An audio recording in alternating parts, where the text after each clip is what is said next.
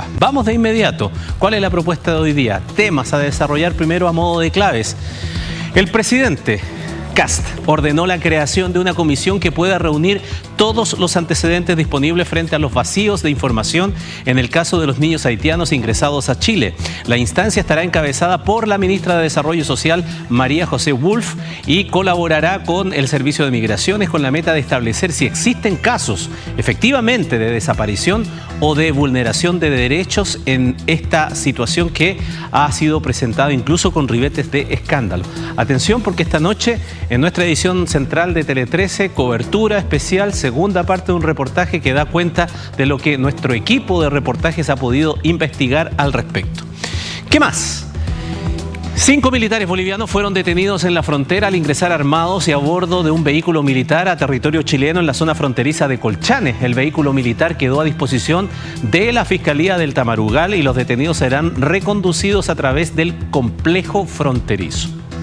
Y además, nuevamente toma fuerza el conflicto tras el peor ataque con drones de Ucrania sobre refinerías de Rusia.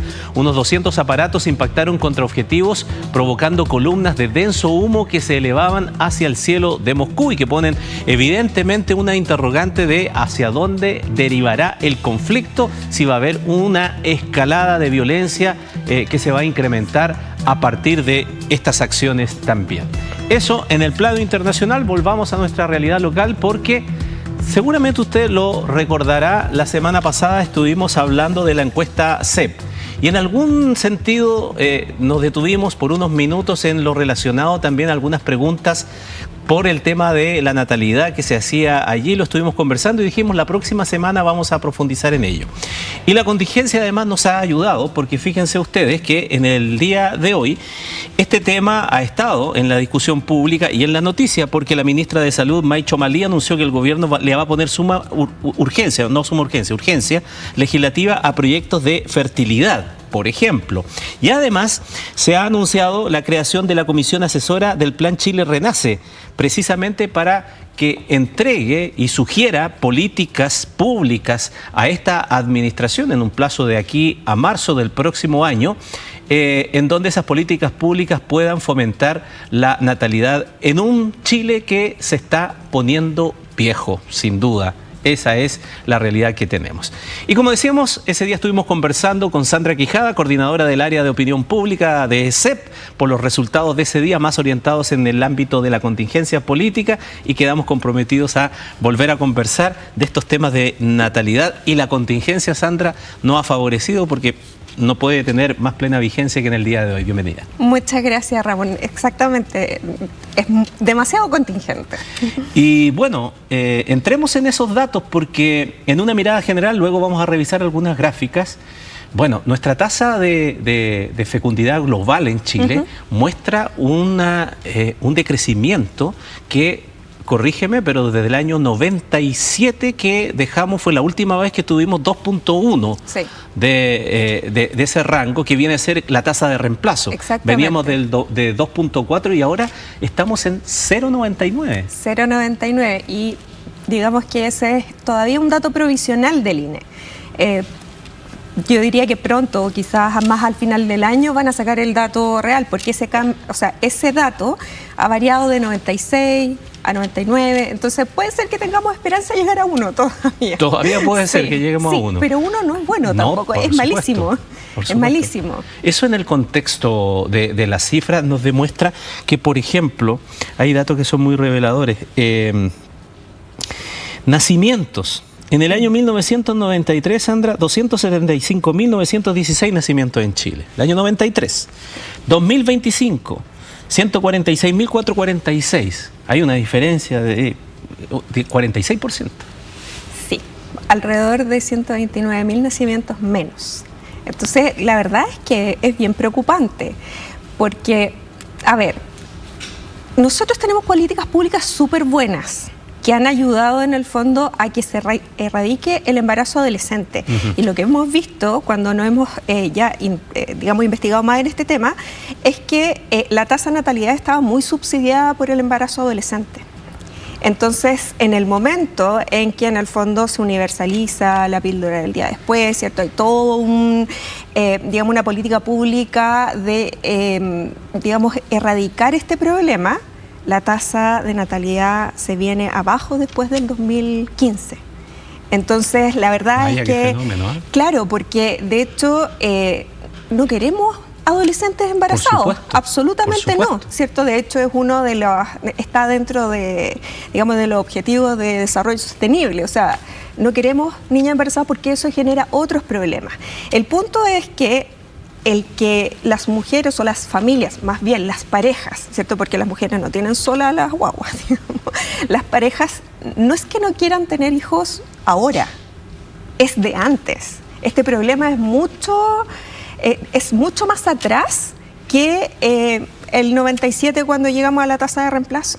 Entonces, la verdad es que las condiciones, ¿cierto?, que estamos generando para que las parejas tengan hijos, al parecer no son las adecuadas porque la gente no está teniendo hijos y además, cuando también se introdujo toda la política pública, que también es una política pública muy buena, ¿cierto?, de la gratuidad universal, ¿cierto?, cuando se introdujo el CAE, digamos, más allá de su financiamiento, ¿verdad? Sí.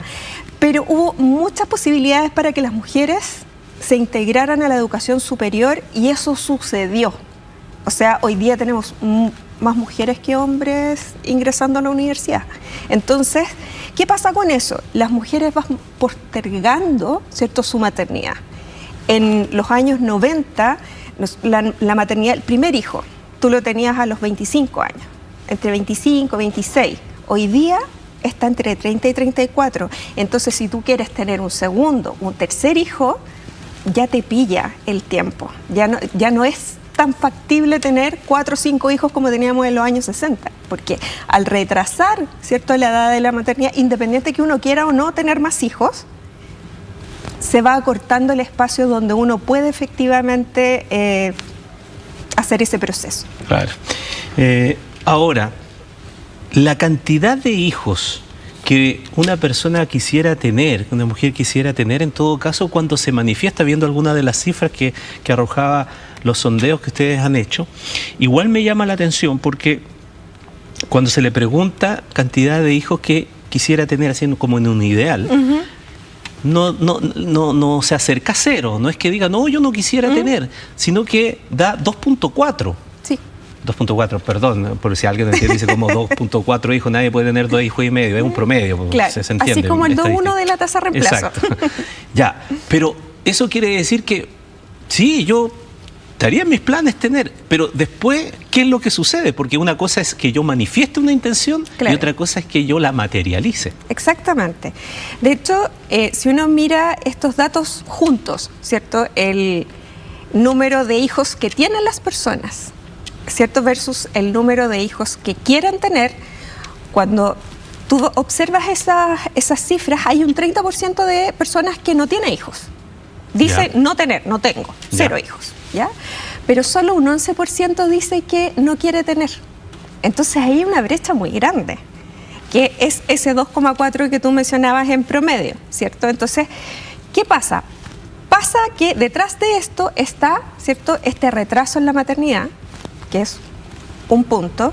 Detrás de esto es que hoy día efectivamente las personas tienen otros sueños, ¿cierto? No necesariamente tener hijos y formar una familia, sino que para ellos una familia hoy día no necesariamente, ¿cierto?, se genera con un niño. O hay otras alternativas, ¿cierto? Esto ha ido variando mucho y es un cambio que es cultural. Entonces, la verdad es que eso también influye, ¿cierto?, en si yo quiero o no quiero tener más hijos, ¿cierto? O si quiero tenerlos definitivamente. Porque la verdad es que sí, hay un tema económico de todas maneras, pero también hay un tema que tiene que ver con la incertidumbre, ¿cierto? O sea, ¿qué va a pasar si yo tengo este hijo, ¿cierto? Y el día de mañana yo me quedo sola, me tengo que hacer cargo sola de este bebé. Porque, mira, te voy a dar un dato de algo que me viene a la cabeza que tiene que ver con corresponsabilidad, que es uno de los factores bien importantes para, en el fondo, cerrar esa brecha. En marzo nosotros hicimos un estudio con Silvia Izaguirre y Ariadna Choaki, donde en el fondo queríamos explicar la baja en 1 hora más o menos de trabajo no remunerado de las mujeres. Pensábamos que esa baja se debía a que los hombres estaban contribuyendo más, ¿cierto?, al trabajo no remunerado de los hogares. Yeah. Eso no sucede. En total, los hombres aumentan 8 minutos su trabajo no remunerado, que no es nada. Y cuando tienen hijos menores de 5 años, en lugar de aumentar el tiempo entre la última encuesta, que fue como el 2015, y la del 2023, en lugar de aumentar, bajan 20 minutos. Entonces, lo que te da cuenta eso es que por más que tengamos el discurso de que sí, de que ayudamos, de que contribuimos, no estamos contribuyendo. Entonces, en la práctica no. No es negocio, digamos, para uno como mujer, ¿cierto?, tener una pareja que en realidad contribuye a que yo tenga el hijo, pero ¿y después qué pasa? Sandra, te invito como el otro día también a que vengas aquí a nuestro set y nuestro video wall para ver algunas cifras y las vamos comentando. La primera dice relación con la proyección del INE, claro, respecto de el envejecimiento de la población proyectado. ¿Qué nos dice esta gráfica que claramente viene del 92 al 2070? Es ascendente. Aquí hay un quiebre en el 2024 que comienza a subir ya aceleradamente. Sí, bueno, no es una buena noticia en verdad, porque, a ver, cuando llegamos a ese 600, es que en el fondo tenemos 600 adultos mayores por cada menor, o sea, por cada 100 menores de... cada 100 menores de 15 años. Entonces, en el fondo tenemos 6 de cada uno. La relación es gigante. Gigante. Es gigantesca. Entonces, más que generarse un quiebre, nosotros en el 2024 es el dato del censo. Ah, ya. ¿Ya? Perfecto. Es el dato del censo que toma el INE y de ahí en adelante cambia de color porque es la proyección que tiene el INE en base a supuestos. ¿Ya? Esos supuestos son que en el fondo nuestro sistema de salud sigue funcionando bien, que en el fondo seguimos teniendo las mismas condiciones de hoy y quizá un poquito mejor para adelante. Entonces eso lo único que hace, ¿cierto?, es que seamos muy optimistas con que en el fondo las personas van a vivir más, ¿cierto? Y como no están naciendo niños, ¿cierto? Y el INE, si viene un poquito optimista con eso, como no están naciendo niños, entonces, ¿qué va a pasar en el futuro sí o sí? Ya tenemos un 20% de adultos mayores. Para poner en el contexto, hoy día estamos más o menos equilibrados. Hay casi 100 por 100. Sí. 100 adultos, un poquito menos, porque está bajo el 100, ¿no? Este es el 100. La relación ahí es 1 a 1. 1 a 1. Claro. O sea, mayores de 65, 100, 100 también menores de 15. Claro. Pero esto se dispara a 600 a 100 hacia el 2070 en la proyección. Exactamente. Entonces, 6 veces más. Hoy día, por ejemplo, Ñuble y Valparaíso son las regiones que tienen el mayor índice de envejecimiento. Ya están sobre el 100. Ya, o sea, tampoco hay una igualdad territorial. No. Si vemos por regiones también es distinto. Exactamente. Ya, a ver, ¿cuál otra gráfica tenemos aquí? Esta es la proyección de vida, además. Claro. O sea, vamos a vivir más, obviamente. Sí, y eso también es una buena noticia. O sea, en el fondo, si nosotros vivimos más es porque tenemos las condiciones para que eso suceda. O sea, la verdad es que, claro, antes, en el 92, ¿cierto?, la esperanza de vida en promedio era 74 años. O sea, en el 2070 va a estar cerca de los 90. Y en cualquier escenario, en el escenario bajo, alto y medio, vamos a estar arriba. Porque ahí, si tú ves cerca de la línea, ¿cierto?, celeste, se diferencia un poquito el escenario alto, pero luego en el fondo se traslapa con el escenario medio y el bajo. Entonces, en cualquier escenario la esperanza de vida va a crecer. Y eso significa que vamos a tener mayor cantidad de población adulta mayor que atender. O sea, vamos a tener 6 veces más adultos mayores que jóvenes menores de 15 años y además con una edad de esperanza de vida que es de 90 en promedio. En promedio, o sea, poquito menos de 90, pero para las mujeres es mayor de 90. Para las mujeres es mayor de 90. Ya, ese es el panorama. Pensando en cómo después sobrellevar también todo lo que significa las pensiones, por ejemplo, para esa edad. Si tienes una base joven que trabaja, activa, muy pequeña, para sostener a una gran cantidad de adultos mayores que ya no trabajan, realmente es un desafío para cualquier economía. para cualquiera. De hecho, las economías europeas hoy día están en problemas. Francia está en problemas, Alemania está en problemas, que ellos tienen sistemas de seguridad social que son, o sea, tienen un gasto en seguridad social que es muy importante, muy lejos del que nosotros hacemos. Entonces, este envejecimiento que se está generando a nivel mundial, lo único que está haciendo es que los sistemas no sean sostenibles. Entonces, ahí hay que tener harto ojo. Ya, y esto es lo que conversábamos al principio, ¿no? Es que la estimación y la proyección de la tasa global de fecundidad, es decir, cuántos hijos tiene una pareja, ¿no? ¿Verdad? Para poder reemplazar. Se habla de sobre 2, evidentemente tener 2 hijos para que pueda aumentar la población. Y teníamos, aquí está, 92 sobre claro. El 2,4, 2,5, ¿no es verdad? Y empieza a bajar lo que tú me decías. ¿Dónde y ahí estamos en el ahora? 14 se pega una aquí. Disminución bien aquí. Potente, ¿cierto? El 14. Sí. Esto es muy acelerado. Es muy acelerado. De hecho, nosotros llegamos a tener un 20% de la población mayor de 60 años en 24 años. Uruguay, que para comparar con un vecino, se demoró 63 años. Es un país chiquitito, ¿cierto? Pero en el fondo está en la vecindad. Si uno quiere comparar con otros países que están más o menos en la misma condición que Chile, España, por ejemplo, ellos se demoraron más de 40 años en llegar ahí. Entonces nosotros tenemos un problema del cual hacernos cargo, y no necesariamente es que nazcan más niños, es cómo nos hacemos cargo de los adultos mayores. Ya, razones para no tener hijos. ¿Qué es lo que se declara en los sondeos? Los niños son caros de mantener, 25%, por preocupación por la situación mundial. Sí. O sea, lo que estamos viendo, acabamos de ver aquí la última noticia antes de ir contigo. Exacto. Que se recrudece la guerra en Ucrania, el mundo está convulsionado, también influye. Criar a los niños conlleva muchas preocupaciones y problemas, 14%. No estoy casado viviendo con una pareja estable, me llama la atención, 13%. Por razones de salud o por edad, 12%, que son las más significativas. Claro. Pero al principio, razones económicas. Completamente, porque en el fondo, criar a un niño no es barato. O sea, los estándares hoy día, y ni siquiera algo que tenga que ver con estándar.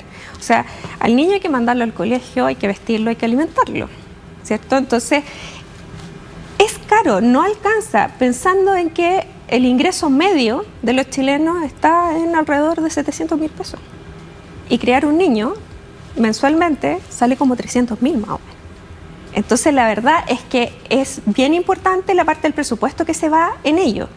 Entonces, por supuesto que la dimensión económica es muy pesada, es muy relevante, porque además el acceso a la vivienda hoy día es cada vez más difícil.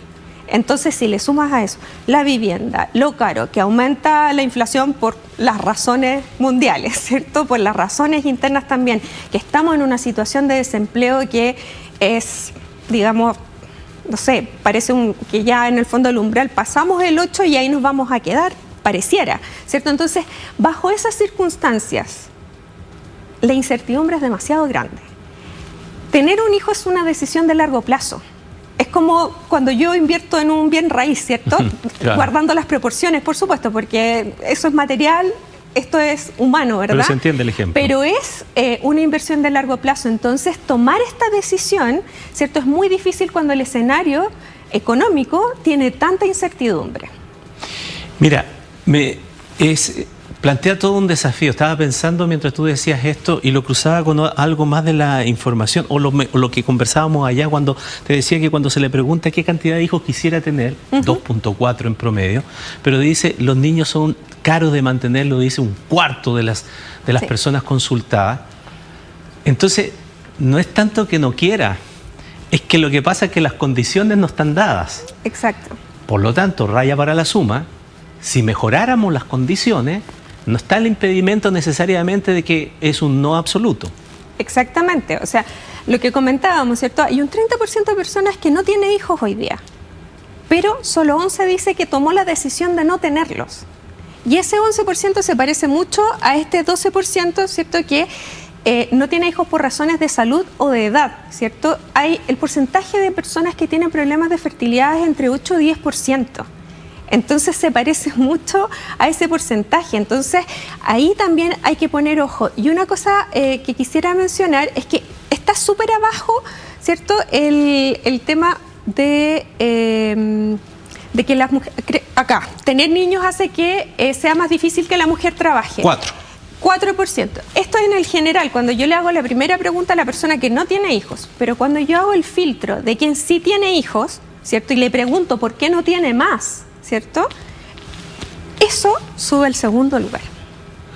¿Por qué? Porque en el fondo, y son las mujeres las que mencionan esa opción, mucho más que los hombres, porque son ellas las que se ven afectadas en su carrera profesional, ¿cierto? Y ya una vez teniendo un hijo, se tiene la realidad de lo que sucede, ¿cierto? Respecto de la dificultad del trabajo.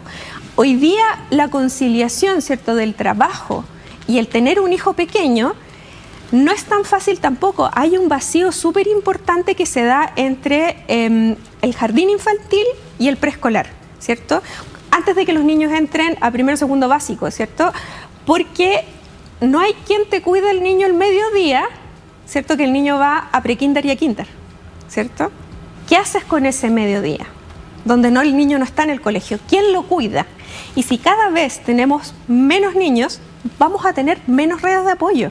Y al tener menos redes de apoyo, tengo menos, ¿cierto?, en quien confiar para dejar el cuidado de mi hijo. Entonces, los países, ¿cierto?, que tienen este problema hace muchos años, como Japón, Singapur, han invertido una cantidad muy importante de recursos en eso, en el cuidado de los niños y darle la certeza a los padres de que cuando estén trabajando los niños van a estar bien cuidados.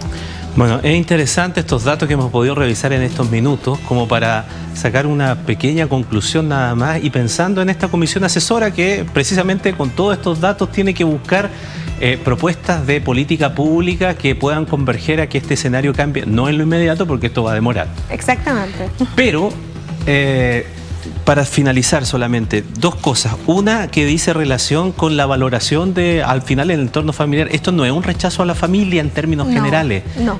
Bueno, a todas las formas de familia. Porque cuando se le pregunta, una de las frases en que hay mayoría de acuerdo es que ver a los hijos crecer es la satisfacción más grande que puede tener una persona. 86% dice aquello. O sea, ahí hay una luz de esperanza. Eso junto con esa brecha de quienes no tienen, ¿cierto?, y quieren tener, ahí hay un espacio para hacer algo. Sandra, muchísimas gracias por haber venido a conversar con nosotros. Muchas gracias a ti. Corresponde una pausa en este instante y regresamos.